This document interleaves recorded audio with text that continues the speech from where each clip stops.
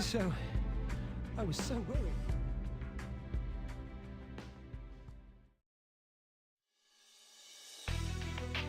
And there we are. Is there another one? Not for a little bit, it looks like, but in this time unit, we now need to look at the... Probably most time-consuming gameplay mode, but...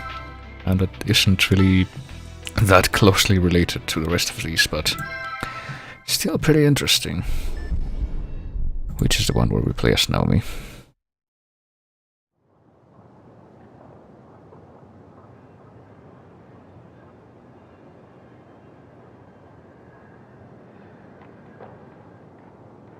We've received word about you. Miss Kimishima, is it? Good. This'll make things easier. Where's the victim? He's over here. This way, please. Victim is Dennis Taylor, 30-year-old male. Neighbor called in the fire. The fireman found him. The knife in his hand matched the cut wounds. Probably suicide. Huh. What's this? Oh, that's where the fire started, likely before the suicide.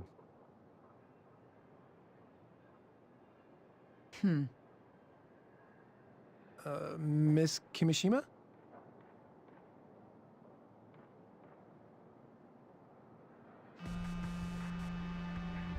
Well, she can also do this.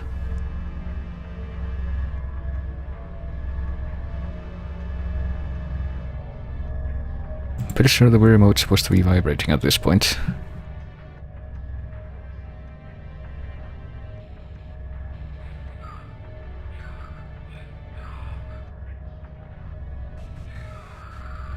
And that sound that is barely audible is also supposed to be coming from the Wii remote.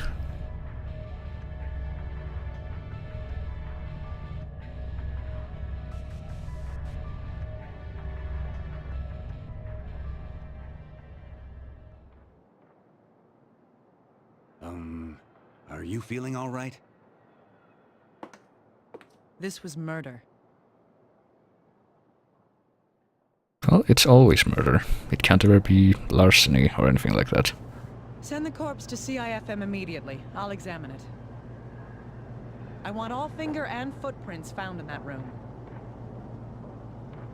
If you find anything, contact me directly. I'll be at the lab.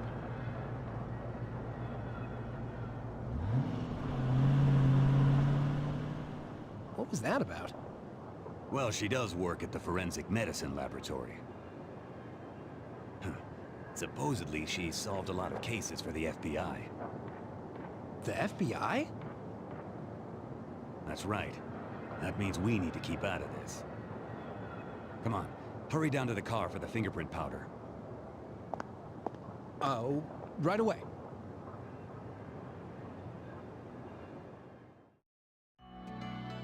Let's begin. This is Dr. Naomi Kimishima, ID 422194. Let's see. Hey, little guy. Tell me what we know so far about this. Oh, right. The victim's 30-year-old Dennis Taylor. At 3:30 p.m., someone in the same building reported a fire. The firefighters found the body in bed 20 minutes later. He had a knife in one hand and a deep wound on his wrist. The door was closed and chained. It's being ruled suicide. Nonsense. Is that your personal opinion or your FBI training? Look, isn't that the most reasonable fitting explanation? I thought people learned when they grew older. Doctor, what do you mean by that? Let's begin. Show me how this life's flame was snuffed out. Alright. So this is forensics.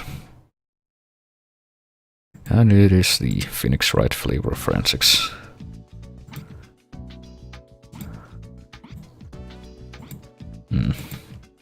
So yeah. So the way this basically works is we look at the dead guy, his things, and the crime scene. And then we review the evidence here in the computer.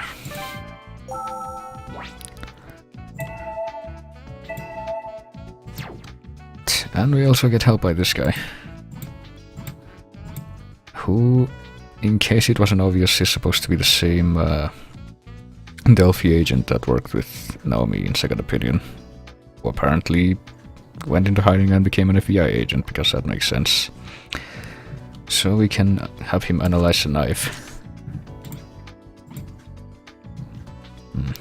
Apparently though, he won't analyze the corpse. So let's take a look at the corpse ourselves. It should be in the evidence room.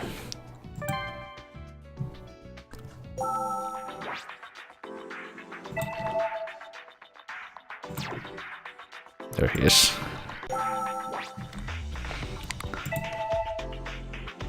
Look at anything suspicious, like his unnatural blue skin and perfectly smooth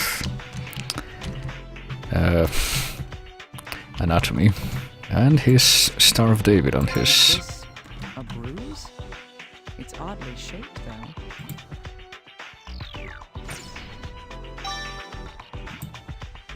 or flower-shaped bruise, according to the... and his apparently bleeding eyeballs. And then we get tested on our knowledge of how much we're paying attention. We got red spots in the eyeballs, apparently.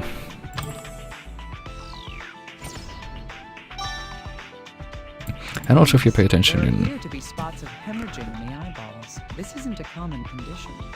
I thought everyone cried blood. But if you pay attention in each of those quizzes, there's pretty much at least one answer, which, like, it's ridiculous. So... This wound on the wrist is believed to be the cause of death. I didn't even do it right. Even though this looks like a self-inflicted wound made with a sharp knife, You're supposed to do it this way. there's Whatever. something unnatural about it. No signs of pain reaction. Well, I don't know how you would determine that from something motionless, but...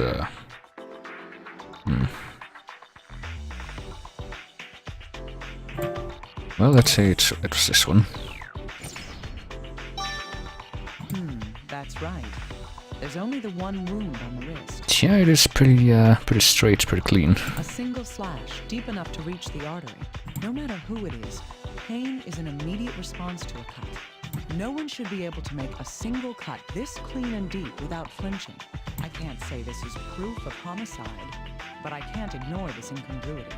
Well, and if you look on the other hand, I'm pretty sure there's bendy finger. There's something odd about the index finger on the right hand.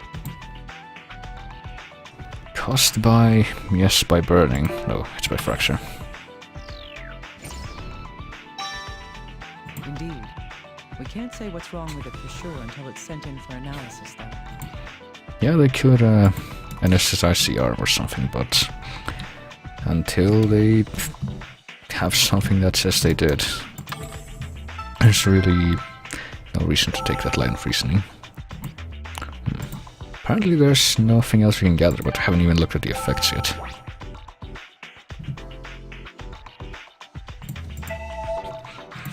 Well, let's see. Totally got bloodstains. Anything else? There's no cuts anywhere though, and the clothing. That seems kind of weird.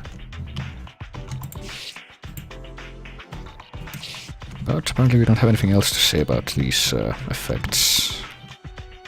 So, is there anything in the pocket? Apparently we are not allowed to look in there. Also we got these buttons. We don't have anything to say about that. Anything at all. So what we do now is take the evidence we've gathered and look it over at the office. Apparently we got a message as well.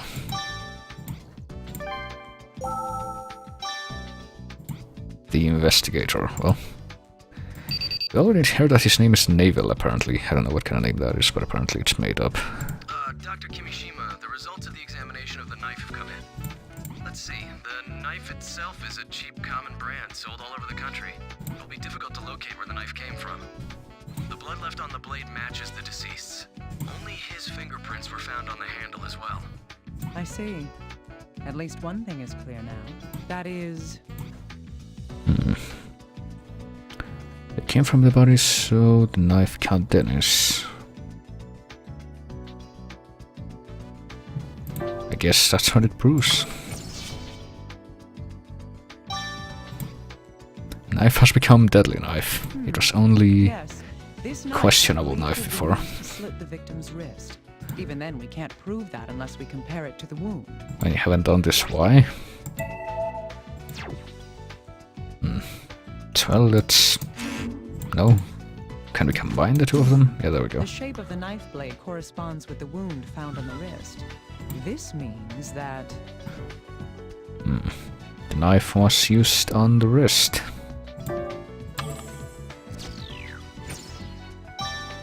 Indeed. This appears to be an open and shut case. Then again, this all seems a little too convenient for me. So what about the broken finger? What about this thing? Hemorrhaging in the eyes, you say? It's a condition called petechia, caused by increased blood pressure and spasms in the blood vessels. It's commonly found as a sign of death by asphyxiation. Wait a second, that doesn't seem right. If I recall correctly, the victim... They said that he cut himself. The cause of death was thought to be hemorrhaging from a slashed wrist. If the cause of death is asphyxiation, it's possible that we are dealing with a homicide.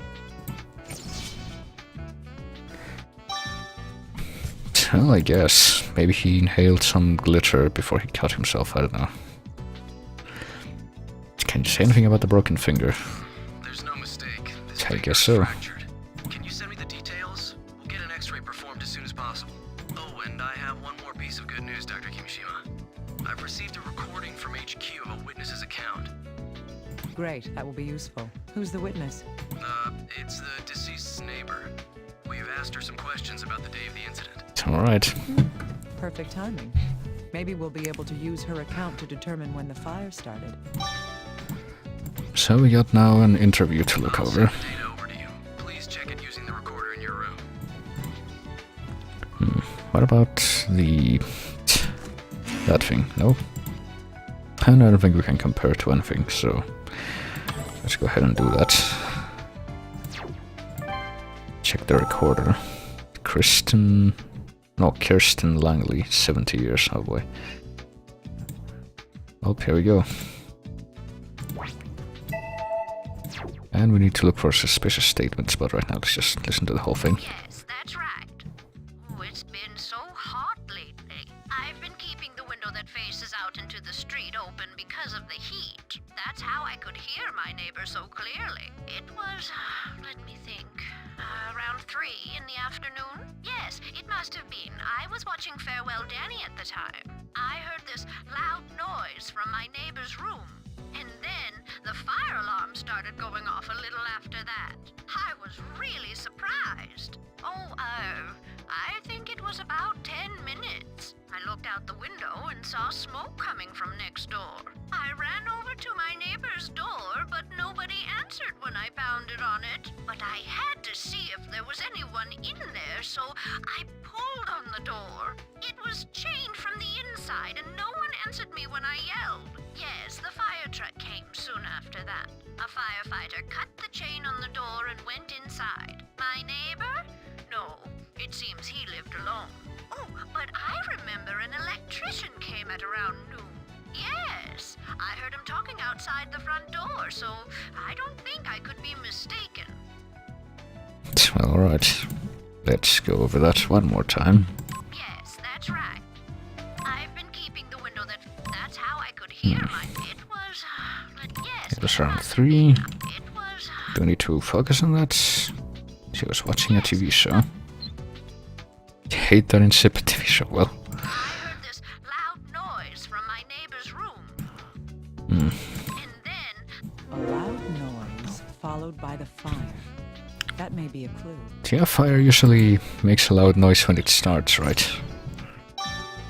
The way she described it, the sound doesn't seem to have been something exploding. Could the noise have been made by someone in the room?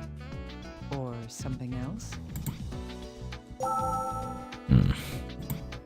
If the fire started after the noise began, then... well... I thought we knew when he died, though. I guess we compare the two 2 of them. The room was sealed, and the neighbor heard the sounds at around 3 p.m. The fire occurred not long after that. What we can deduce from that is... That he was already there at that time?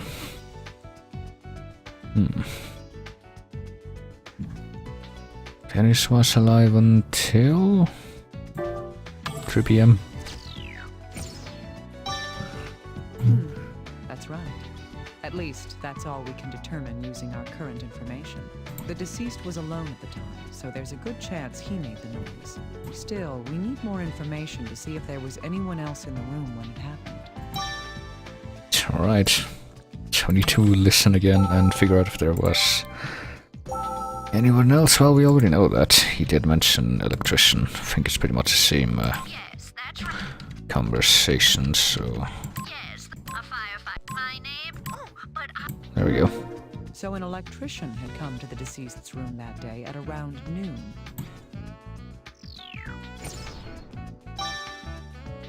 That was much earlier than when the fire supposedly started, but we should investigate it. Alright.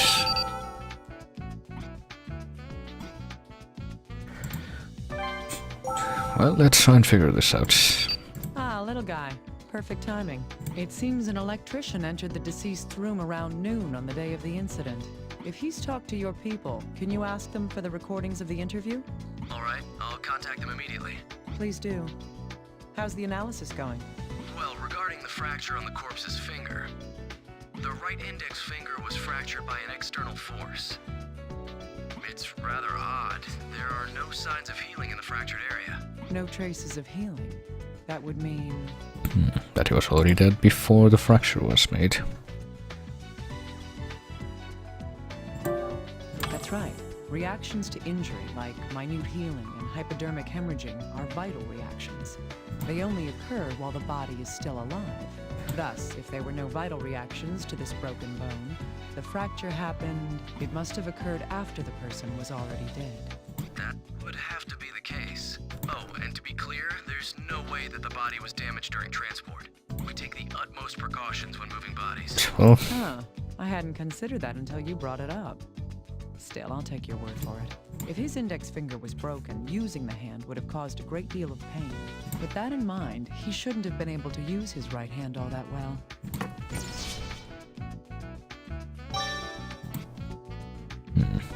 well, we have this so far. And his wound was on his left hand. Well, There was a wound in the left wrist and a fractured finger on the right hand. This seems odd because the... Yeah, the knife was in an injured hand, and it was a really clean cut from what we heard. yes, the deceased would have had to hold the knife in his injured hand to cut his left wrist. Then he would have had to cut deep enough to sever the artery, putting pressure on his broken finger. Even if he was right-handed, this situation just doesn't add up. Well,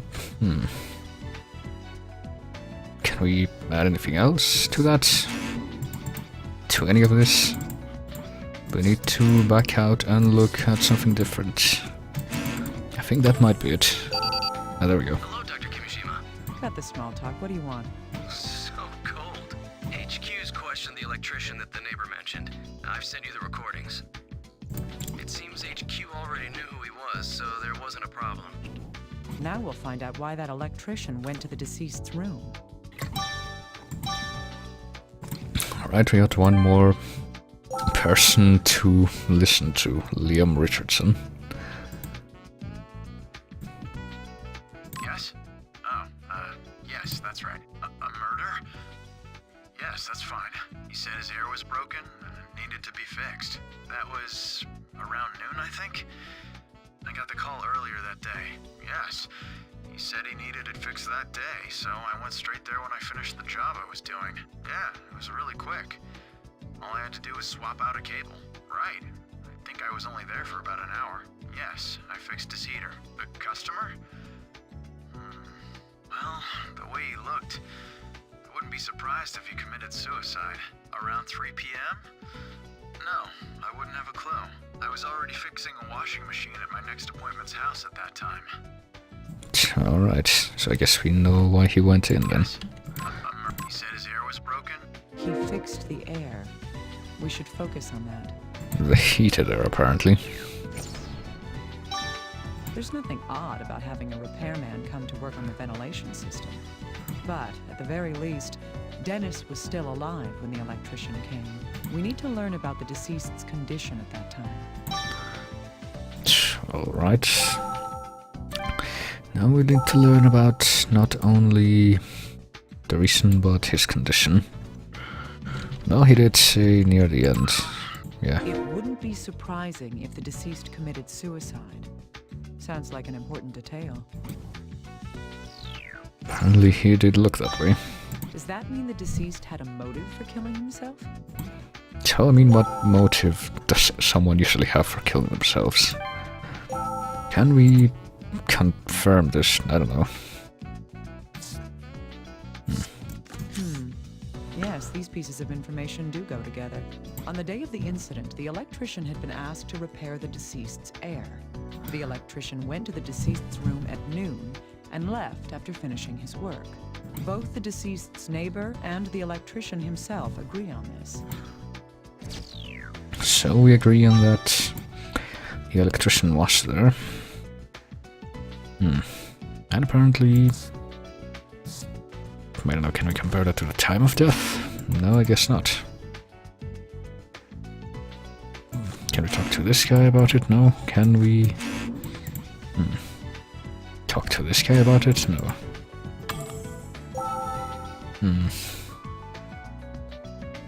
Well, we can save. And we can do this. I have a feeling there's more, though. Well... Indeed, the last Oh, time the wait, what? deceased was seen alive was... Okay. Depressed is related to the time of death. Well... He was seen alive between noon and 1 PM, I guess. That's when, according to the electrician, when he was seen. At that time, he seemed... Apparently depressed. We're taking someone's word for this, though. Yes. This comes from the electrician's testimony. The last time we believe the deceased could have been alive is... Sometime before 3 PM, which is when the fire started? I don't know. Yeah, there we go. Indeed. The neighbor reports hearing a sound from the room at that time. Within an hour after that, a fire started in his room. The deceased was later discovered dead. That's all we know at this point. Alright. It's all time to search for more information about this. And that one doesn't work. Or that one. Or that one, or that one. That one either. Well,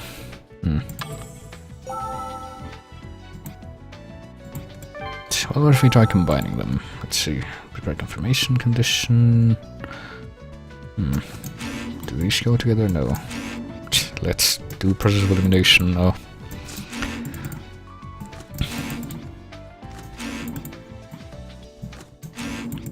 Because I don't even know. No, apparently that doesn't work either. Do I talk to this guy? Hey, little guy. Oh. I want to go through the information that we've gathered so far. I forgot that that was a thing as well. Alright, let's piece it all together step by step. Let's do that. The deceased, Dennis Taylor, was found dead in his apartment. Let's see. His body was discovered because... Because of the fire, well...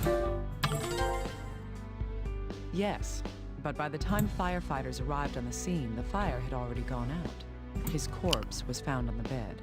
That's right. The FBI and police initially ruled this case as a suicide. The reason for that was...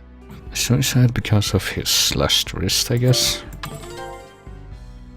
That's correct. The other reason was... Oh god, I don't know. I could look, try to find out.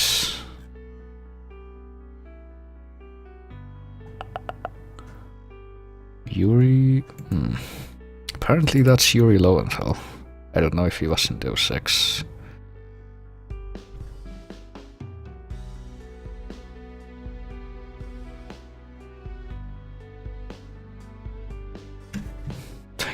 Could be possible, I don't know.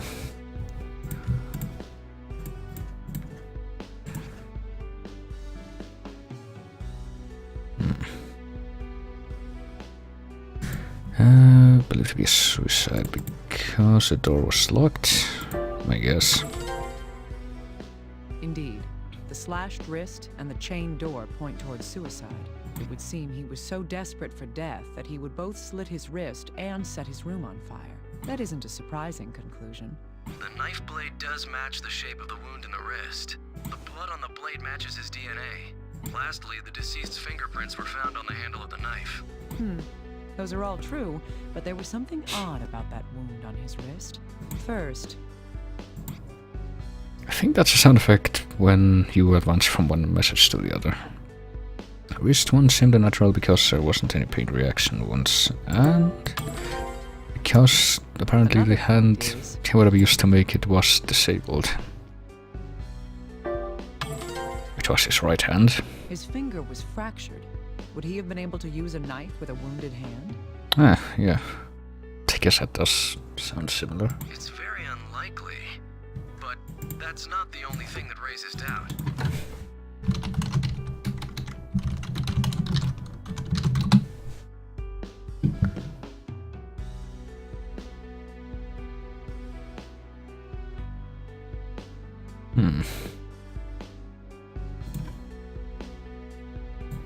Oh well.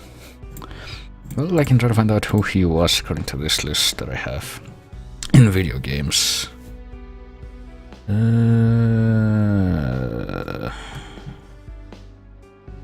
wow, he was Alucard in Symphony of the Night. Didn't know that. He was...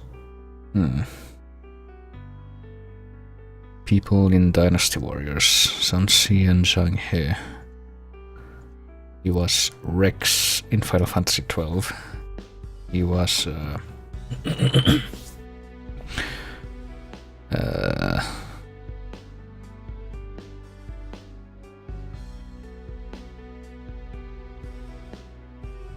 he was two bosses in No More Heroes 2.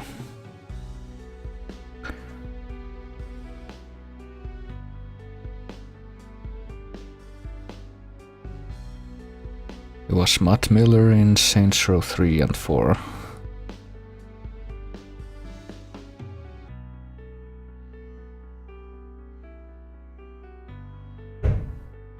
And apparently he also did the voice of Derek Stiles before this in New Blood.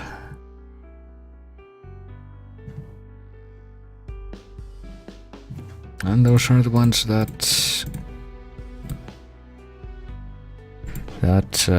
come to attention based on that list I was looking at. If he did die of the knife wound, he would have bled to death. Apparently Rex is R-E-K-S. I wouldn't know, I've never played 12. However, investigating the corpse points to a different cause of death. That is... Anyway, where were we? Something odd about the condition of the body was the hemorrhaging on the eyes, I guess. The only other thing that wasn't the slash wrist that was present. And the strange bruise on his abdomen. There's more than enough evidence to doubt that this was a suicide. But according to the electrician's statement, the victim seemed like he might be in a state to commit suicide. Indeed, there are too many uncertainties to be able to draw a conclusion at this point. I'm going to have to investigate the scene for myself. Little guy, get me approval to enter the area. Oh, understood. You shouldn't have a problem, Dr. Kimishima. I'm sure my bosses will approve you right away. Yes, but I don't intend to waste any time. I'm going there right now. You deal with the rest on your end. Alright. We can now go to the crime scene. Let's go investigate.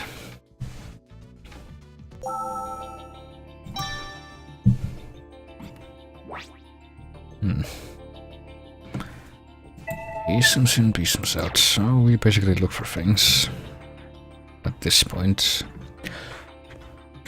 We do get given different things later on, but right now we just eyeball it. I want to know what that thing is. Looks like a tipped over skateboard or giant Super Nintendo controller. Also a poster over the bed. And there's the body tape. This is where the deceased's corpse was. If this bloodstain is his blood, then... He was lying on his back, yeah, because his left hand was the one that was bleeding out.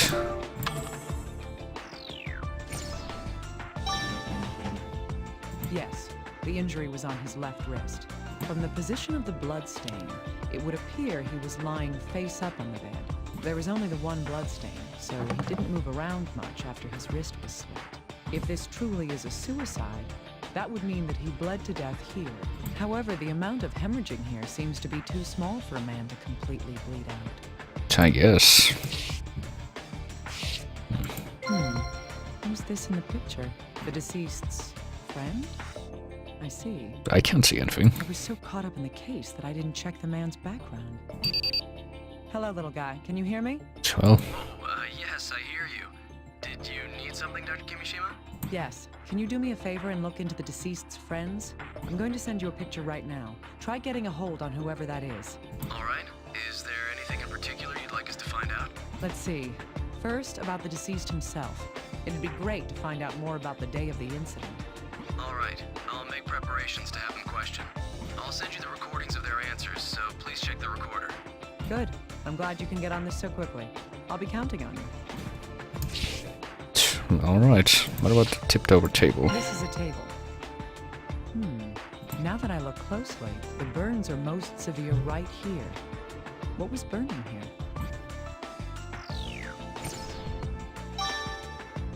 Ashes by the table. I might find out what was on fire on the table. What about the stuff that fell over here? Nothing in particular. Well, that's bendy blade on the ventilator. There's a speed selector and a timer. One of the blades seems to be broken, though. This is weird because a repairman came that day. This is true.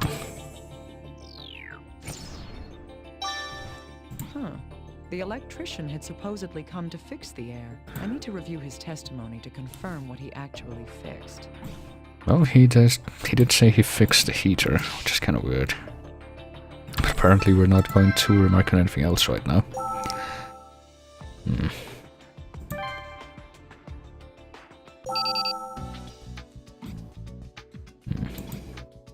Apparently the man in the photo was interrogated. So let's listen to what he had to say. James Morton.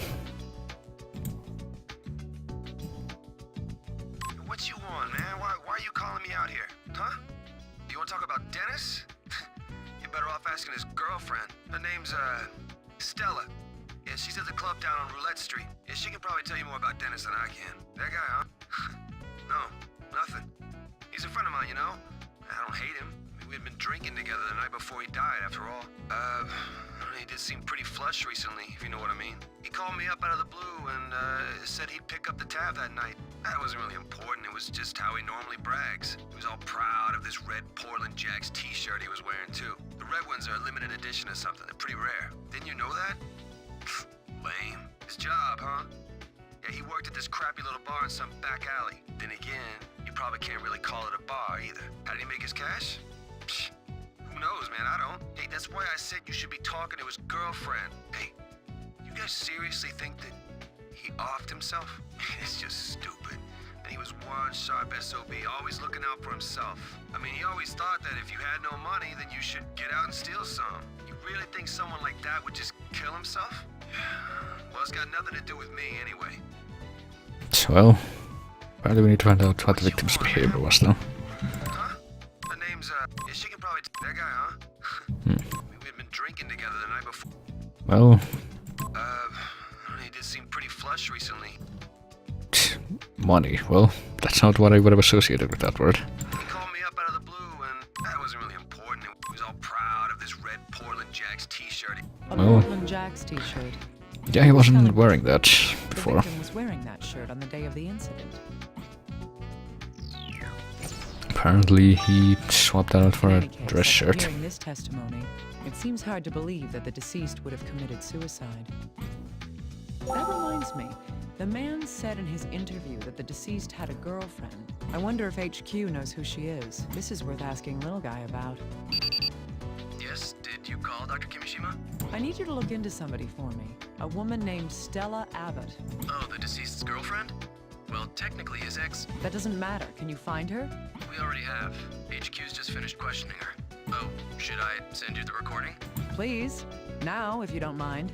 I feel like I'm getting closer to understanding who Dennis Taylor really is. Well, got one more recording now.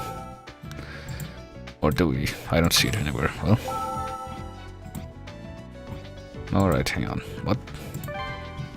We said that we were gonna send it right away, but apparently we need to look at this again. So we can... Well, I mean, that does look red right there, I mean. That reminds me. Someone mentioned the clothing that the deceased was wearing on the day of the incident. That's odd. There's nothing that stands out about the clothing. Somebody said something about what the deceased had been wearing that day. Yep. So if we take this remark and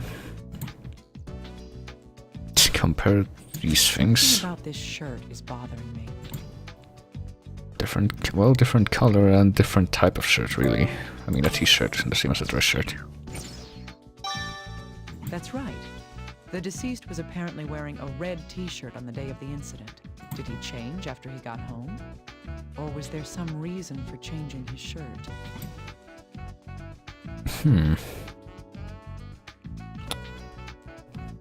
Can we talk to this guy about it? No? Can we collate these things?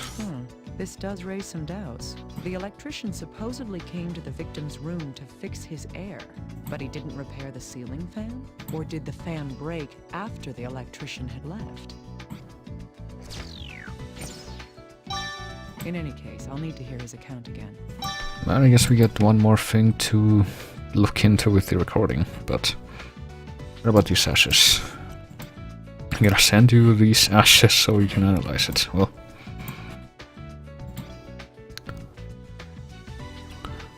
I guess that's it. This is a blood stain. One moment, please. I did some quick calculations. A stain of that size would take about 800 milliliters of blood. The average adult male would have to lose at least 1,500 milliliters in order to bleed to death. This means that... That he might not have bled... That's not blood. No, he might not have bled to death. Well, the amount of blood loss required varies from person to person, so this isn't quite proof. It is unusual, though. I'll have to remember it. So the bleeding might have been bogus. Dr. Kimishima, did you receive the voice data? From the deceased's girlfriend? Have you sent it? You should be able to listen to it using the recorder. Please listen to it when you can. Right. First, I want to know about the deceased's source of income. He did seem fairly well off for somebody without a steady job. Indeed. I'll be listening for that while I'm going over the recording. It's alright. So we got one more topic for this witness and one more witness. Guess we'll do this one first. What was fixed? We kind of already know that. He said about the heater. Before this? Yeah, that was No, I guess it was after that. around 3 p.m. I was already fixed. Well, yes. There it is. He fixed the heater. Something about that seems odd. It seems odd because it's too hot to need the heater, as we know. Yes, the deceased's neighbor mentioned that. Summer is already starting. And yet, on the day of the incident, the deceased wanted to have his heater repaired? There's something strange about this after all. Well, we got one more person to listen to, so... Let's hear about the income. Seriously? What do you guys want? I've got work to do. so let's get this over with. Huh? Dennis? You mean Dennis Taylor?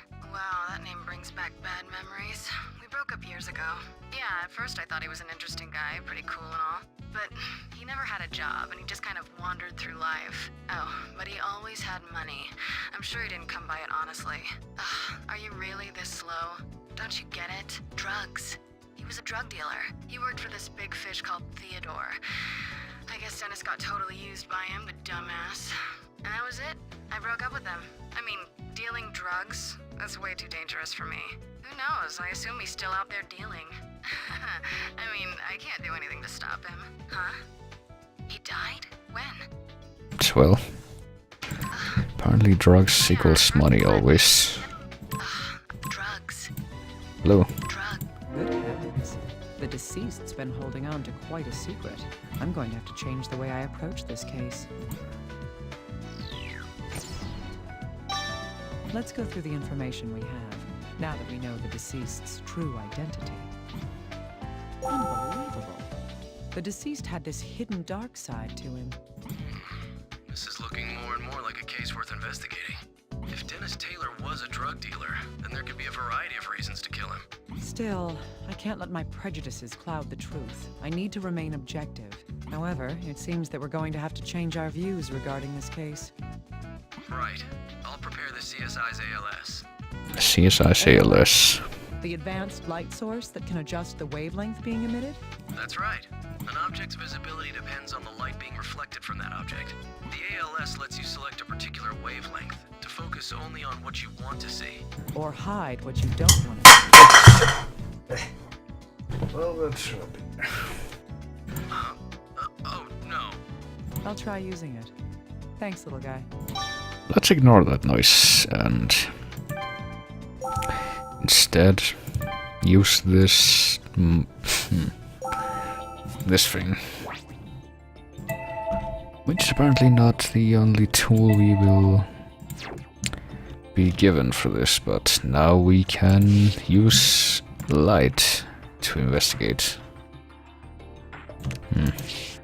Doesn't look like anything weird so far though.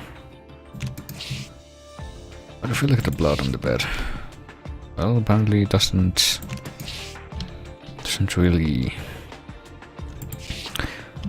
What's that thing? Oh, that's a vacuum. It's kind of weird without looking at the bottom. We can't really do anything more though. But apparently we are supposed to find something. Oh, what was that? Oh boy, I got a reaction over there. In front of the bookshelf. There's white powder scattered on the floor. It looks like there are footprints in it. I can guess at what this powder is, but I should send it in for analysis just in case. Aspirin? Well, apparently we're gonna send that powder in for analysis. I wonder if it leads anywhere. This powder on the floor seems to trail behind the shelf. And sure enough, there's more of that powder inside this hole in the wall. What an obvious place for a hiding spot. Mr. Taylor wasn't all that clever.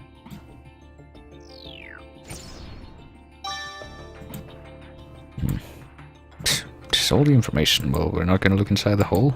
I guess not. Guess we just content ourselves with that.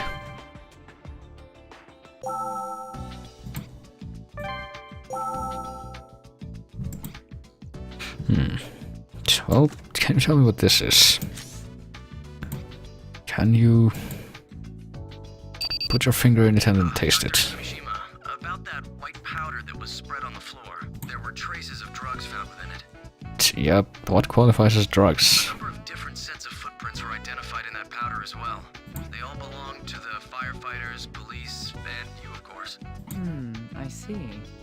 That means... that they fell when the fire started? Exactly. That would be the case. The room belonged to the deceased. If the drugs had been spread on the floor before the incident, his footprints should be there as well. But the only footprints in the room were from people who had entered after the fire. This would mean that the drugs would have to have been spread before or soon after the fire began. Well, there you go. So, we're not gonna comment about the hole in the wall. Are we gonna link the drugs to the hole in the wall? Let's go over the information we've gathered. Which was First, empty. the white powder. Was it revealed to be... These things aren't drugs, really. Well, let's use the catch-all term. Yes. The trail of drugs led directly to the hole behind the shelf. If the same powder from the floor was inside the hole, then...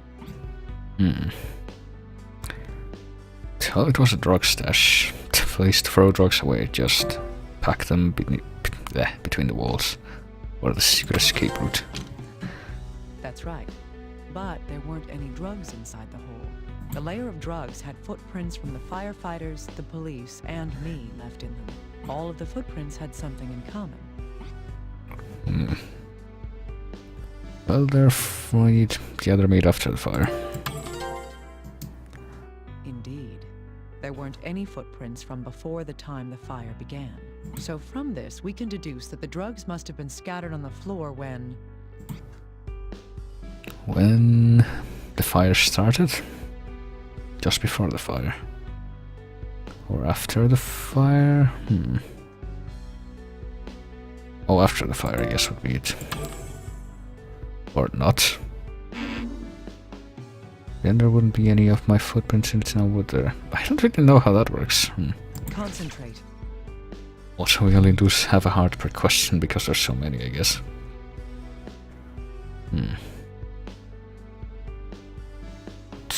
Well, I would say when the fire started or while it was happening, but I guess we gotta do this.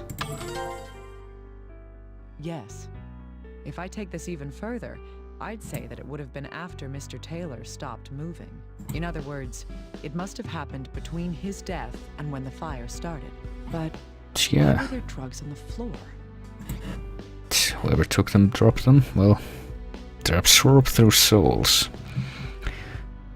So that would be a pretty effective way to discreetly apply patches. Well, we have golden evidence now.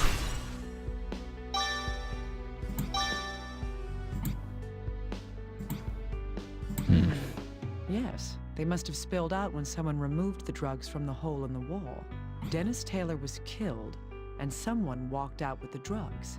I'm starting to get a clearer picture of what happened here, but there's no proof just yet. I need to move on to the next step. I should consult with the little guy about this. Well, apparently we need to talk to this guy now. Dr. Kimishima, have you confirmed that it's a murder after all? I don't know how you heard about that so quickly, little guy. Have you been eavesdropping on me? Huh? What? No, Forget it. I can see right through you. Oh, right. I have a new tool for you. It's luminol. Do I need to explain it to you?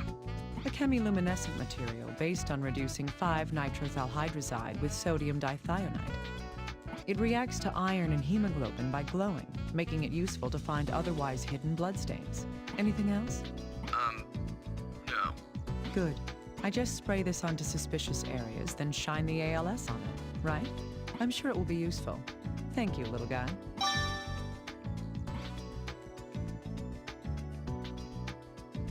Tried, we got luminol now.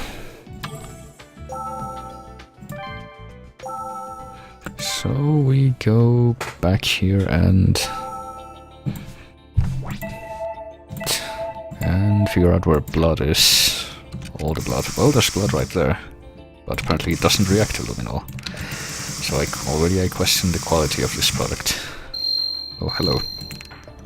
So there were bloodstains here too. Yeah, that's quite a lot compared to the other stain. Deceased. We may be able to use this with something else that we know. Something else that we know. Well.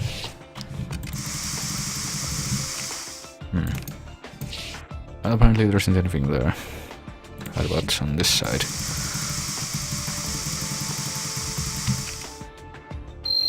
Hello. Huh. This There's a reaction to blood on this screw that's securing the doorknob. The screw seems rather loose as well.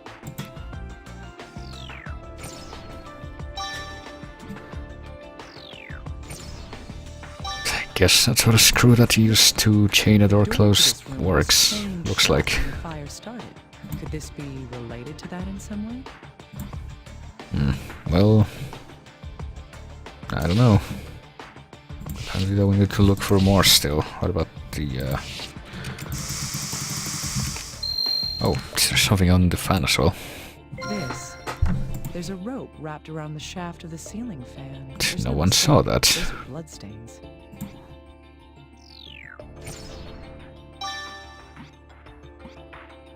And apparently that's all we're gonna deign ourselves to look at right now.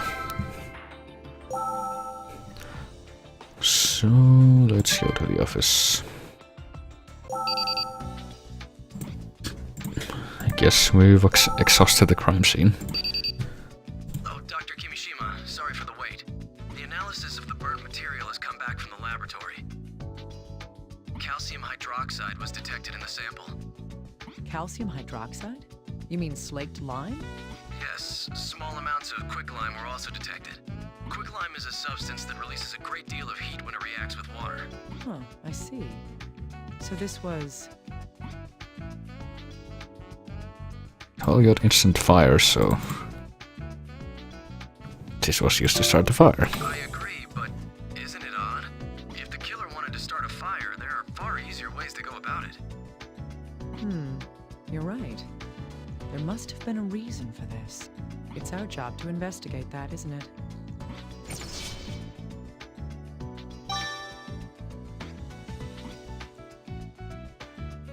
Well, we got a delayed fire reaction. What about the rope? No? Did I get a comment on that? What about the screw? What's this? It just looks like a loose screw to me. Think harder, little guy. How was the room when the firefighters arrived at the scene? The entrance was closed, but was it completely inaccessible?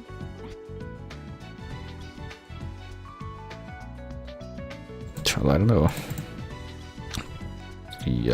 So now apparently the door was only locked by the chain. Since they managed to open it. Right. The chain on the door had been attached, but the door itself wasn't locked. Sorry, but the door only opens about 15 centimeters with the chain attached. I don't even think a small child could get through a space that small. You're so unimaginative. Flex your mind and think about it. Listen to me.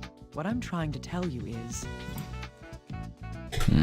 You could go through with a chain shot by jump kicking through it. Now apparently you can remove one screw. It's kind of difficult to visualize if you're not sure about it, but that's it. This loose screw tells us everything. With the screw removed, the entire plate on the door can be swiveled around by the doorknob. The plate itself is about 20 centimeters long, so the gap increases to almost 35 centimeters.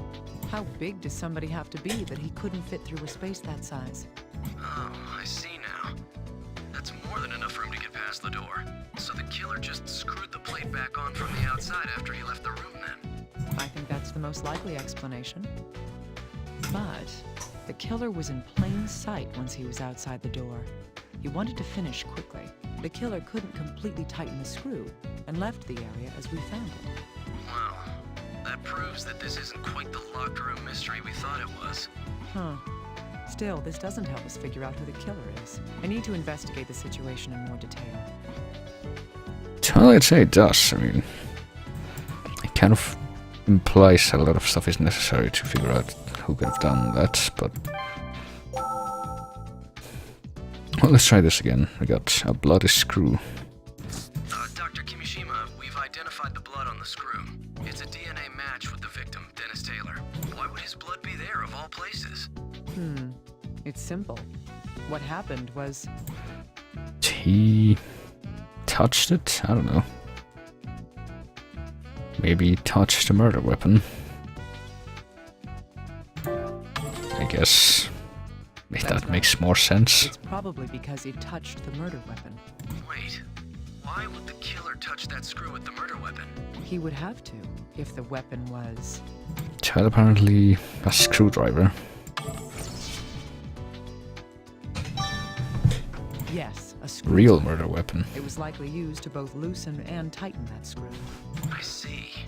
Then the screwdriver left the blood on the screw while he was covering his tracks. Alright. Well, what about the giant blood stain on the floor? We're not gonna comment on that. Not blood as well. That's right. There were 2 different bloodstains left in the deceased's room. Till after discovering the second one, can we still say Which of that? these bloodstains happened first? Actually, that's a good question. I would say, with 2 blood... What do you mean, that one or that one? Or... I see more than 2. I would say this one, because it was cleaned up. That's not even a bloodstain, that's right. That's just drugs. That's true. Unless the corpse got up and walked over by itself. It's most likely that the deceased died where the first bloodstains were found, and then was carried to the bed afterwards. That would explain why there was such a small amount of blood on the bed itself. Well, there you go. Blood... What about the rope? The income... Well, we can't compare that to the drug stash anymore, so... I don't know. Time for a process of elimination. Actually, can we compare these two? No. Would have thought that we would, but...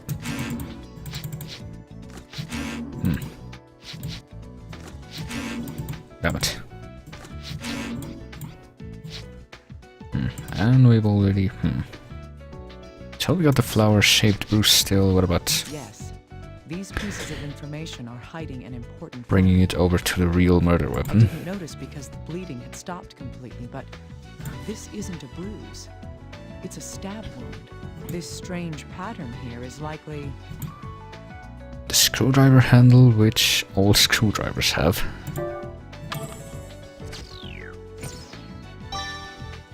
Yes, that's right. It's indisputable evidence that the weapon was jammed in so deeply that the grip left a bruise. Oops. Can we say anything about that beyond that? Nope. Okay. Rope. I already tried all of this, didn't I? Well, heater repair activity. Can we collate these two? I guess. Doubts. My main concern about this is... Most people use a ceiling fan for air circulation. Yes. Fans circulate air within a room. If the owner was having his air system fixed, the fan should have been considered part of it. Why then would the electrician fix only the heater and not the ceiling fan?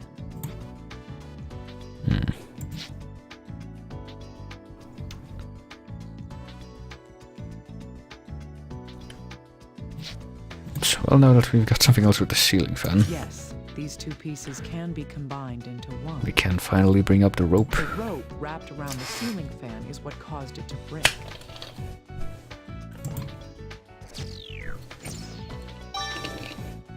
The question now is why there was a rope around it in the first place. Well, can we talk about the fire? The fire began Yeah, there with we go. a fallen table. Calcium hydroxide was found in the substance on the floor there. Calcium hydroxide is formed through the reaction of quicklime and water. That reaction creates something else as well. Well, heat is created. Sparks fly. Well, Yes. Quicklime releases 65 kilojoules of energy per mole when it reacts with water. This was the method used to start the fire in this room. First, you would place a glass of water on the table. You would also put quicklime around the floor and on the table near the glass. When the table falls over, the hydration heat caused by the reaction would cause a fire. But why would the killer go through such a complicated plan to start a fire?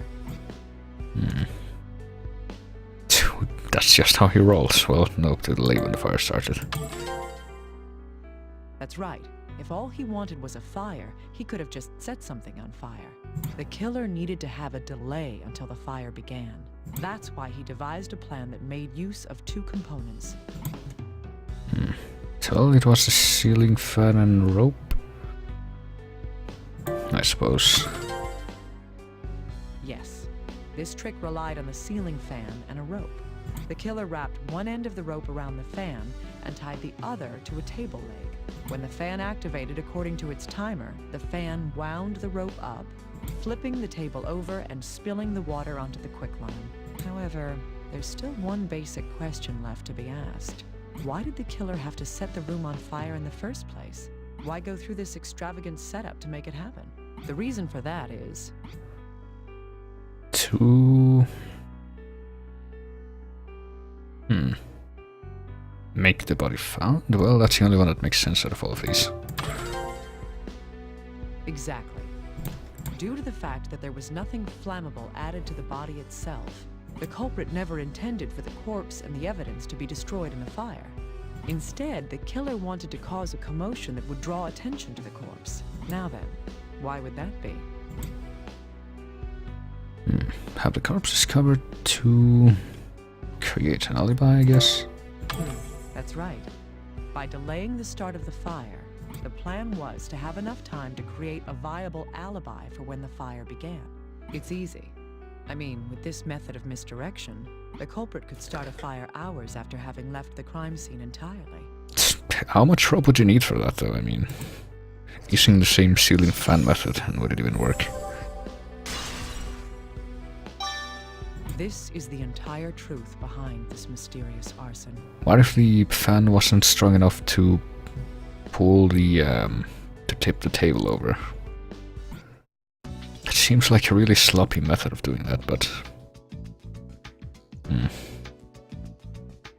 Does this have to do with this? No? Tell we're not done yet, so I gotta continue. This condition is different. It's true then.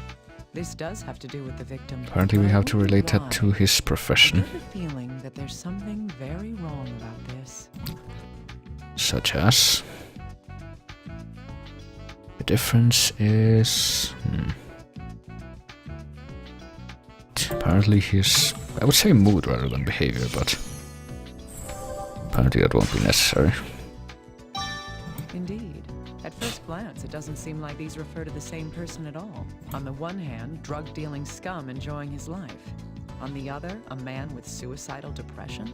Either one of these clues is false, or there's more to this shady business that I haven't found out. This shady business. In either case, the truth of the matter is that he was indeed a drug dealer. Okay, let's see. Well, I guess the signs of asphyxiation could be related to the stab wound. Yes. These do lead the way to a definite truth. Looking at the location of the bruise, the tip of the screwdriver must have pierced Dennis's lung. His lung would then rupture, causing pulmonary emphysema, and he would have suffocated. This explains the spots of hemorrhaging in the corpse's eyes. What actually happened that day is slowly coming to light now. Alright. True cause of death, which was not failed. Sloppy, unprofessional, I get. These two can tell us how the murder happened. Unprofessional wrist slitting, The day but of rather the this. incident, the killer came to the victim's room and stabbed him in the torso. The murder weapon was... Well, we know it was a screwdriver, if we assume that. Yes. The screwdriver pierced the victim's lung, causing pulmonary emphysema. This caused respiratory problems due to lung failure. Thus, the cause of death was... Respiratory failure? Asphyxiation. After this, the killer moved the victim to the bed. This is most likely because... They wanted to make it look like suicide, or they wanted to make an artistic statement. Well, it's one thing to do that by moving a dead guy to a bed, and another to have like a black rectangle with a yellow stripe on the end.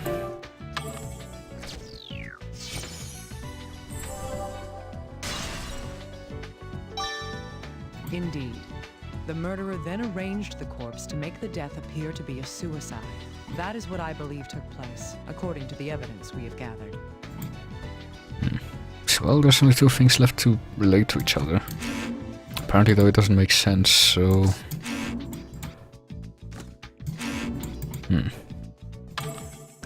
So we back out of this. Check the personal effects once more.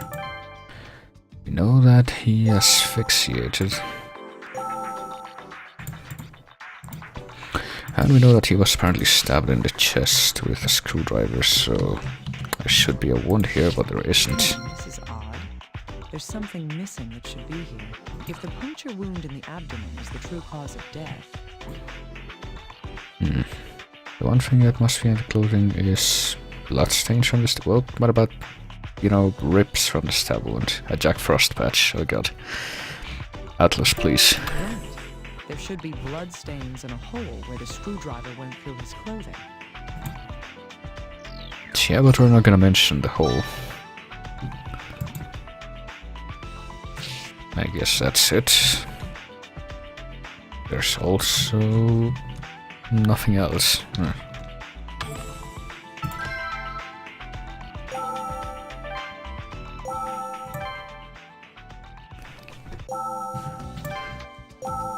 So let me see. Now can Yes. we? Yeah, there we go. These pieces of information can tell us something. According to Mr. Taylor's friend, on the day of the incident, Dennis had been wearing... A red t-shirt, they said. That's right. He was supposedly wearing a red Portland Jacks t-shirt that day. But when his body was discovered, it was wearing... A white dress shirt. With no holes in it. His corpse was found wearing a white shirt. In other words, his clothing had changed. And yet, if that was all we know, we couldn't rule out if the deceased had changed his shirt himself. However, if he had, there would still be a discrepancy.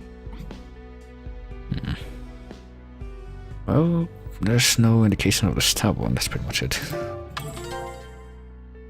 Yes, the corpse had a wound that wasn't reflected by the state of the clothing it was wearing. There's only one answer to this puzzle, and that is... The killer changed his clothes? Well... Indeed. Whoever had killed Mr. Taylor replaced the shirt he was wearing after killing him. The reason for doing that was... to make it look like Swiss. Well, I guess. You can't stab yourself with a screwdriver and slash your wrist. That's just too nonsensical. Exactly. It was probably to hide the stab wound and make us believe the cut wrist was the cause of death. The killer staged the suicide in order to mislead us. So there's only one more thing to do, I guess. I see. There are no vital reactions to the broken finger. That means the damage occurred after death. Considering that the killer must have changed the victim's clothing after death.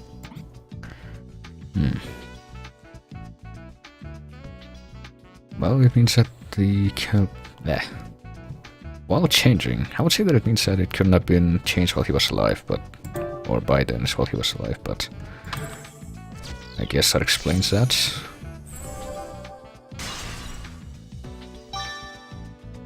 That's right.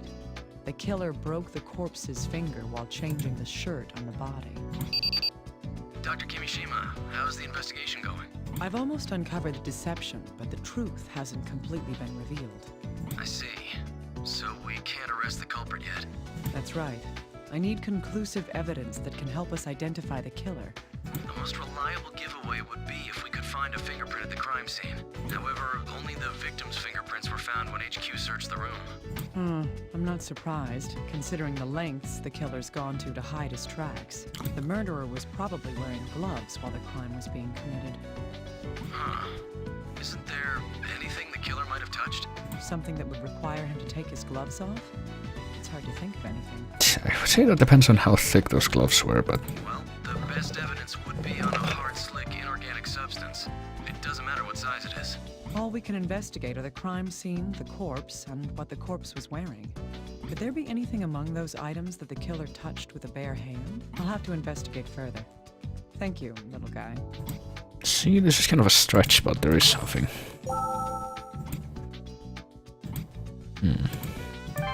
Can we find something hard and smooth on the personal effects? Well, this is a button. The killer put this shirt on the victim's corpse after the murder took place. That would mean that the killer would have had to button the shirt up as well. Buttoning up a shirt with gloves on is no easy task. Well, it depends what kind of gloves you're wearing. If you're wearing like skin-tight latex gloves, maybe it could be done. If my predictions are correct. It's okay. There you go.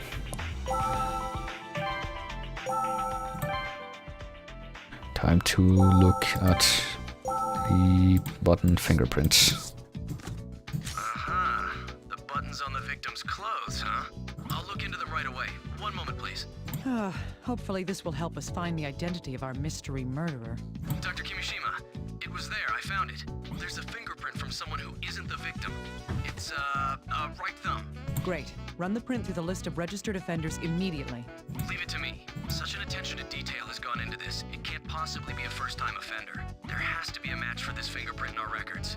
I sincerely hope so. This case should be over soon. Well, maybe they just watch a lot of crime shows. Or play games like this.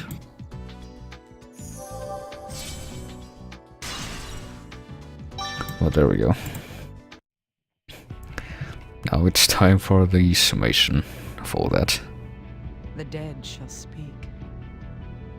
Let's put together the truth of what happened here. The victim in this case is 30-year-old Dennis Taylor. As there's no motive for murder, it's a suspected suicide. However, the victim had a hidden other side. This card is the one with proof of that. Apparently being a drug dealer is a hidden other side. Dennis the pusher, well... Yes, while he did work at the bar, he also dealt drugs. This case is related to the victim's drug activities. The proof of that is on this card. So just keep the drugs right next to his picture. What's motive for murder in this case? Well, there are missing drugs. I think that's pretty much the only other thing that indicates that directly. So, you know, drugs. They cause murders. The drugs hidden behind the shelf were missing. The killer went into Taylor's room to kill him for his drugs. The real cause of the victim's death can tell us that. I know that because of this card. So, well, apparently the cause was indication enough for the motive. Well, we know that the real murder weapon apparently was... What? Where's the screwdriver? No, I don't think that's quite it. Oh boy. The broken finger, the fire... It's making it kind of difficult. I guess we pick this one, I don't know. Right. The wound on the wrist was not the true cause. Next, the killer disguised the murder as a suicide. This card proves the misdirection used to hide the murder. Ah, there we go. And now we make it look like suicide. With the broken finger.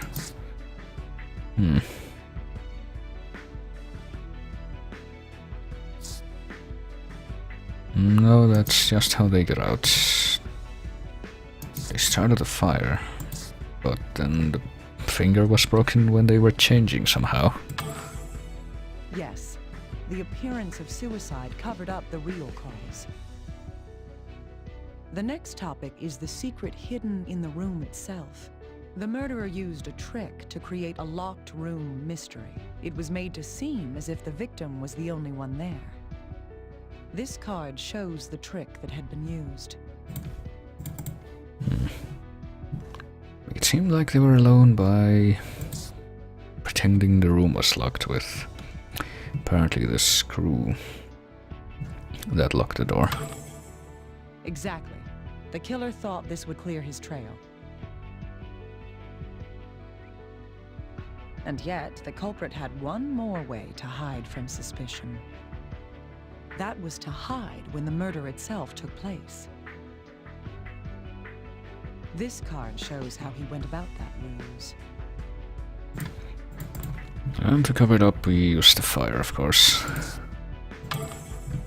The murder took place 3 hours prior to the fire's start.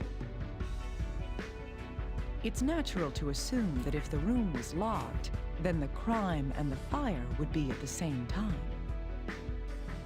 The plan was perfect. No fingerprints were left in the room. However, there was one thing the killer hadn't counted on. There was one task he needed to remove his gloves to do. This card is evidence of that task. You know, it kind of makes you think why he didn't spend more time looking for clothing. But yeah, he needed to apparently take off his gloves, which must have been incredibly thick for him to do that. To change the clothes. He couldn't button the clothes with his gloves on. No matter how small the buttons, they were still prints. Even a fragment of a fingerprint can be used to identify him. The victim must have been surprised. After all, he thought the killer was a customer. This is what he said at the very end. And here we go. Stop! You! No! The final flickers of this soul's light show me the truth.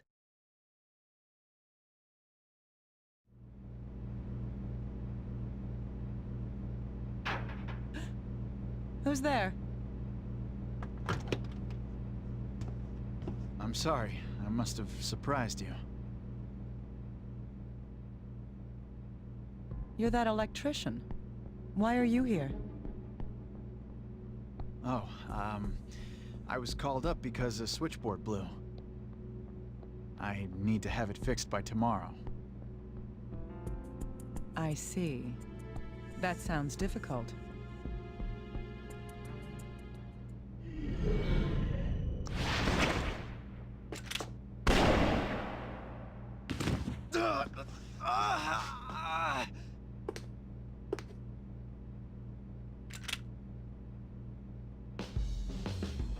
Freeze. Don't move. I see corpses all day. One more won't bother me.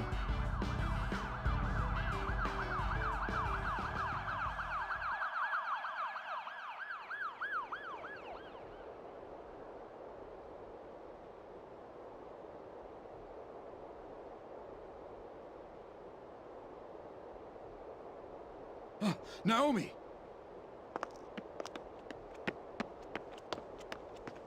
Are you hurt? I'm sorry. I should have stayed. I've solved the case. I'll give you my report tomorrow. The report can wait. Naomi, you must think of your safety. Nobody lives forever. Even if I died today, it'd just be earlier than I expected.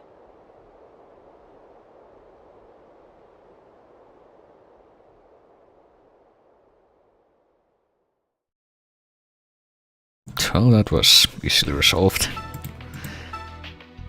But yeah, that took a while, but a while is how long these episodes usually take. So, actually let me see which one's next in this, what number is it? 1, 2, 3, fourth time unit? Yeah. Okay, well there's an orthopedic one, and another diagnostic. Well, I guess I could try the orthopedic one, but since I'm pushing 3 hours at this point, I think that'll be the last one for now. Also, let me look at the specifications, as I have to for all of these. Hank, thank God. Can you get in surgery right now? Yeah. What's wrong? I just carried in an emergency patient, an attempted suicide. Just why? What? Why did the patient try to commit suicide? How should I know? I want to ask that myself. Now shut it and get going. The patient's in room 3. All right, I'll head over immediately.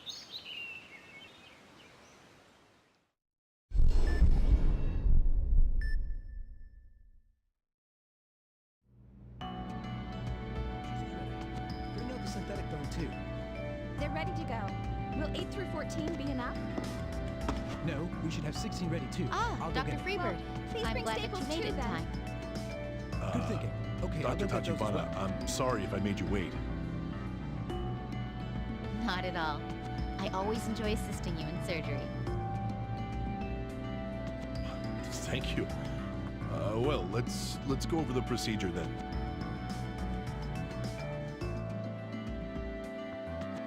Well, we got another suicidal girl. The right arm and the left leg. So she's kind of like Linda Wright from the Derek games. We will align the fractured bones and hold them together. But this time we're gonna cut her open before we even talk to her. That sounds good. Let's begin the operation. Actually, we did that with Linda Wright too, didn't we? I forget about that. Okay. Apparently I'm gonna have to assume that everything is fine for this based on my notes. Attempted So, suicide, huh? It's just unacceptable. left and right. I don't know what that is. Should have written down a number. I will. Yes, we must save her. We'll begin by treating her upper arm. Let's continue, but be careful. How dare this person attempt suicide? And not even use a screwdriver.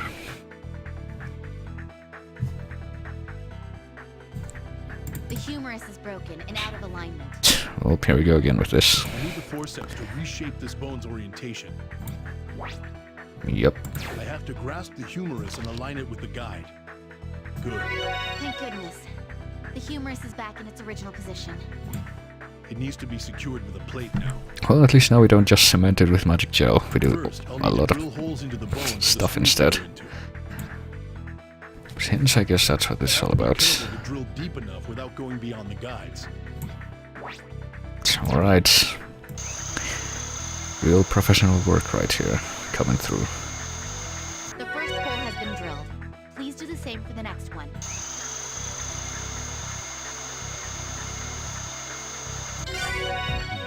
Rock solid. Beginning the bone securing procedure. Understood. Already the plate. Apparently we only needed 2 holes for that. Securing the fracture with screws. Now we screw it in. Please be careful not to tighten it too much. Yes, of course. I just need to stop it at the guideline. So we just hold it and then release when it's in the guideline. Excellent. So it doesn't stop immediately. Please do the same with the next area. Please continue on. The right arm has been treated. Let's continue to the left leg.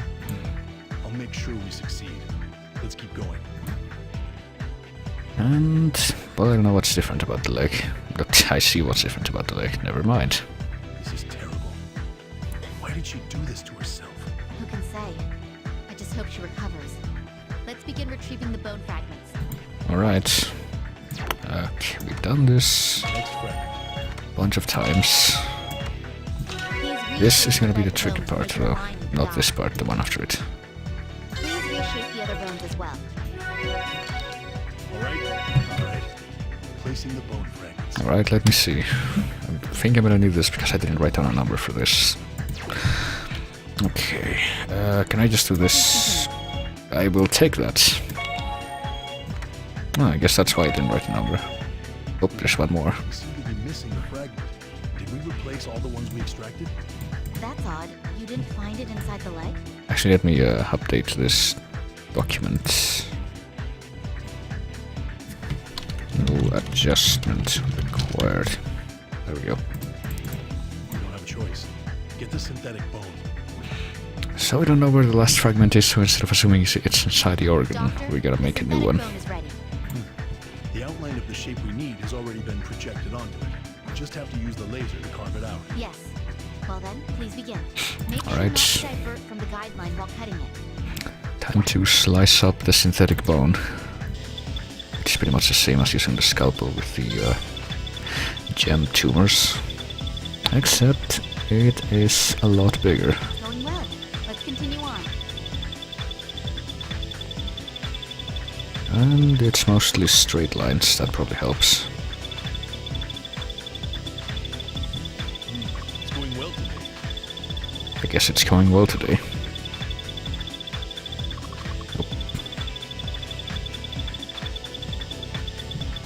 Oh, there we go. Alright. Next.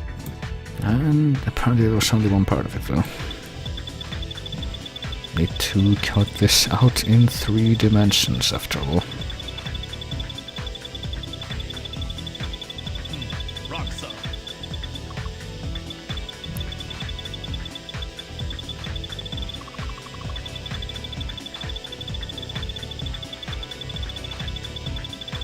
Perfect. That was amazing.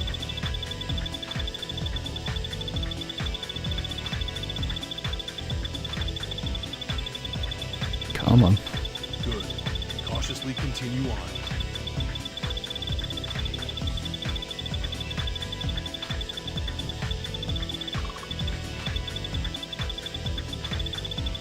Please continue on. Well, we've continued on for quite a while. I hope that's enough. This can be used in place of the lost fragment. Alright. Is it at least properly aligned to start with, or I'm gonna have to... The synthetic bone you shaped is ready. Please place it in the area. Okay, yes it is. Thank you for that. Synthetic bone has been placed. Now we can secure it into position. Bring me the drill. So now it's time to repeat this process. Oh boy. Please continue in the next area. Got a lot less room for error here. Alright, let's proceed. Be careful.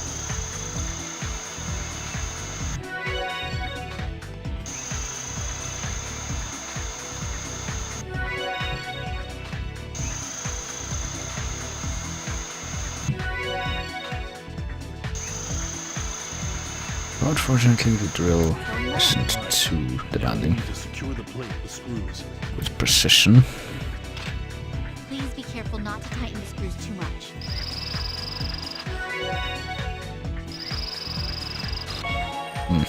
That went slightly over, but that's alright. That one too, well. It's going well today. There we go. Right. Next. And now for the other side. Please continue in the next area.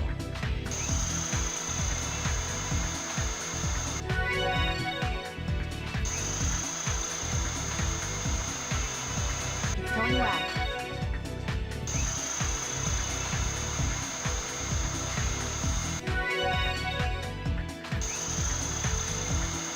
We sure need a lot of places to secure the bone, it would seem. It was busted up pretty bad, I guess. Alright. Now we'll need to secure the plate with screws. Please be careful not to tighten the screws too much. Well, it's kind of difficult when the camera angle rotates like that. But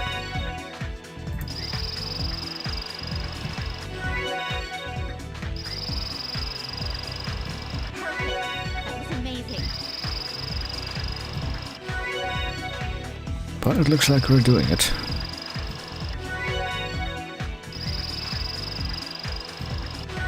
The tibia and fibula have been treated. Let's move on to the femur.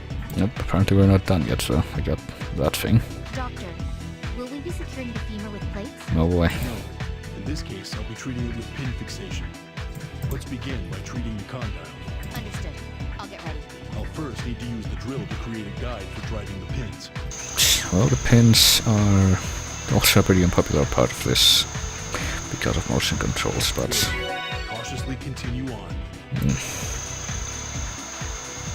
But since I'm emulating this, I'm like, screw it. Just whichever way to get it done is a way that's good enough. Alright, the guide has been created. Can you bring out the pins? So to do this we need Now, to... I'll drive the pin in. Understood. Please drive it in until it reaches the guideline. to strike down with the weird modes, and depending on how we're... Continuing the... Oh hey, didn't think that would work. Depending on how many strikes it takes us to do it, we get a rating. Whoops. Please be more careful. And even though apparently that was one level of power until the end, I only needed to hammer it into the guideline. we can go over, Next is but... the femoral neck. Let's move the operation field. Well, apparently we're... that part's also First, we need to broken. use the drill. Readying it right now. And that screwed up my chain, however, whatever.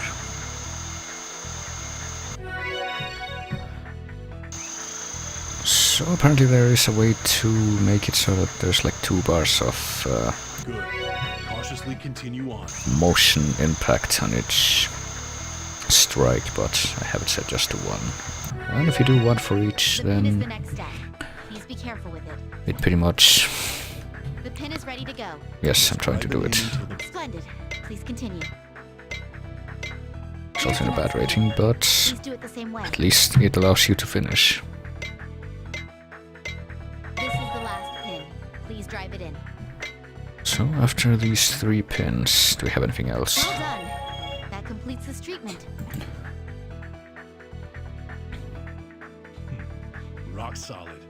Let's close up the operation field now. I guess not. We're just gonna stick that back in there and The stapler is ready for you. Please close the incision along the guide. use the standard rotation angle of 100 Please to continue on. staple this patient. Let's be thankful for that. Excellent work as always, Doctor. Thank you. I just hope this girl finds her passion for life. Yes, I'm sure she'll be alright. And there we go. That's how you half-heartedly fix broken bones. Cool mallet. Yeah, that's not gonna happen. Still got an A rank though. The operation was completed safely. Now that's how a true specialist works. I still have much to learn. Don't worry. I'm sure the patient will be happy with the results as well. Well, we're gonna get to talk to the patient. Yeah, I guess so. How are you feeling? Are you the doctor that saved me? Why? Why? It's our duty to save patients' lives. Don't lie to me. I'm tired of hearing crap like that. Wha- Forcing people to believe you're right all the time. What's so great about being alive? What's so bad about dying? What do you gain from being dead? It's a hell of a lot better than being alive, at least. The world is just full of hypocrites like you. Your leg should be fine in 2 months. You'll be out soon. I'll check in on you later.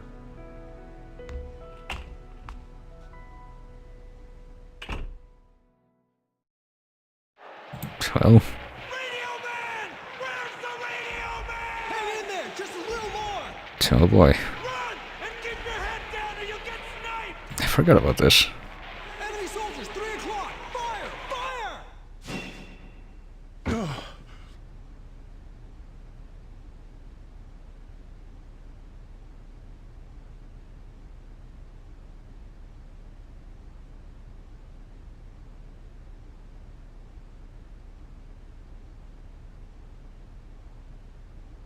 John, I don't know what's right anymore. Maybe they're right. I'm only saving people to feel better about myself.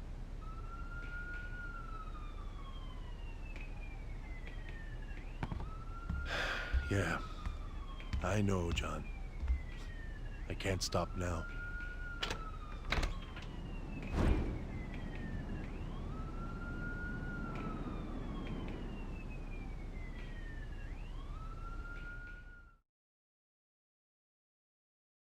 Well, I did not remember that being a thing, that PTSD thing.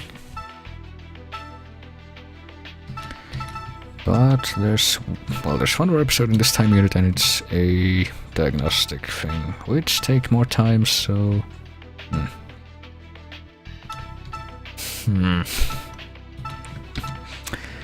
You know, these two first game modes, which are surgery and first response, are probably my favorite ones, which means I'm kind of cross that they didn't come until later, but well, whatever. Apparently they're going to come very soon. But for now, since I've already apparently been streaming for about 3 hours, I'm going to make a save state right here and stop the current emulation, yes. And probably go get some dinner from the pile of Costco food that's been out there for most of the day that apparently I haven't looked at. And meet you over at livestream in a few minutes for more Twin Peaks, which, if I am right about what point we're up to right now.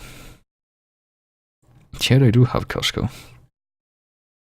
They have Sam's Club too, I think, but that's less common.